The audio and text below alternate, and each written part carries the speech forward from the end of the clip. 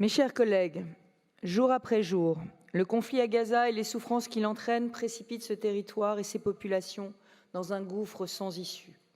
Sur place, on compte plus de 30 000 morts, majoritairement civils, et 2/3 des habitations et infrastructures ont été détruites par les bombardements des forces israéliennes. Dimanche soir à Rafah, un camp de réfugiés palestiniens a été ravagé par des frappes meurtrières. Enfants, femmes et hommes sans défense ont été victimes de ce carnage.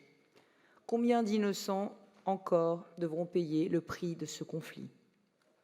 Depuis le pogrom du 7 octobre, je mesure la peur existentielle qui tenaille le peuple israélien, confronté à un mouvement terroriste, le Hamas, qui affiche sa volonté de détruire Israël, qui fait de la violence son carburant, qui se sert des populations civiles gazaouis comme boucliers humains et qui les a sciemment sacrifiés, qui enlève et détient lâchement des otages, dont plusieurs de nos compatriotes. Parmi eux, je salue la mémoire d'Orion Hernandez Radou, franco-mexicain, père d'une fillette de 2 ans, retrouvé mort le 24 mai. Pour autant, aucune victoire contre le Hamas ne pourra être définitivement obtenue par la seule force des armes.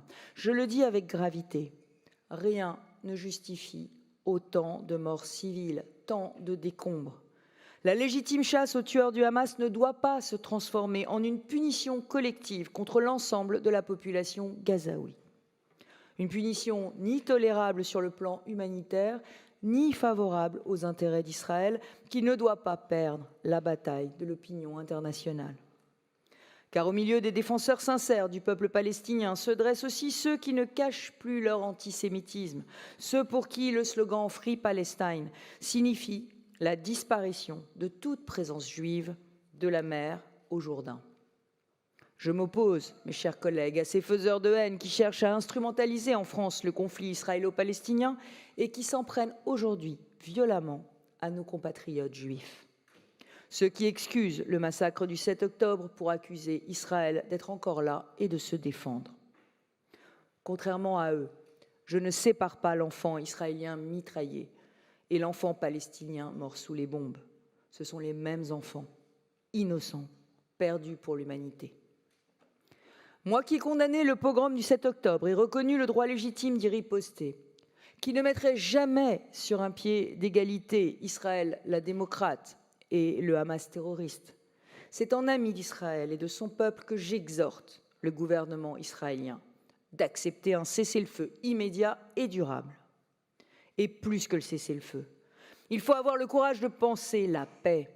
Je parle de courage parce qu'il en faudra beaucoup pour déposer les armes et pour saisir le rameau d'olivier. Mais à ceux qui pensent que la paix est irréaliste, je pose la question, est-il plus réaliste de vouloir la guerre éternelle?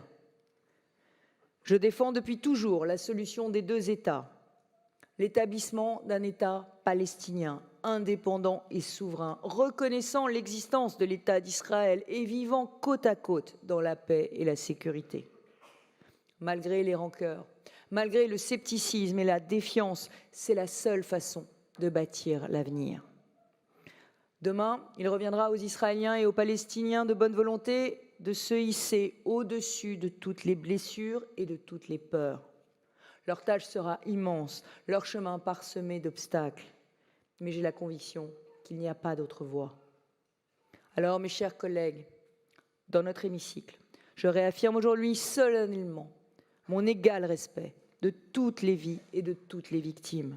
Et j'appelle une nouvelle fois au cessez-le-feu à Gaza et au retour des otages. Pour toutes ces destinées brisées et pour la paix à conquérir, je vous invite à une minute de silence.